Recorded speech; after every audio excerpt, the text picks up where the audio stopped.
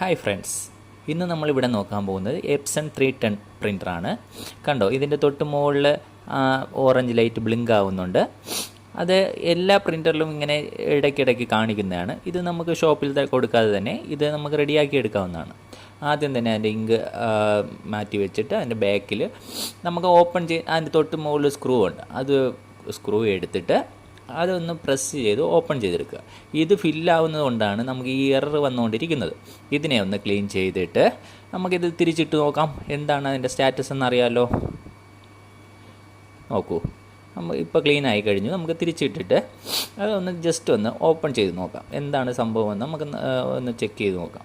ഇത് ഷോപ്പിൽ കൊടുക്കുകയാണെങ്കിൽ നമുക്ക് ഒരുപാട് ക്യാഷ് ആവുന്നതാണ്. നമുക്കൊന്ന് കണ്ടോ, ഗ്രീൻ ലൈറ്റ് സ്റ്റഡി ആവുന്നുണ്ട്. ഓക്കെ, നമുക്കൊരു പ്രിൻ്റ് കൊടുത്ത് നോക്കാം. ഇപ്പോൾ കണ്ടോ, ഇത്രയേ ഉള്ളൂ. ഓക്കെയാണിത്.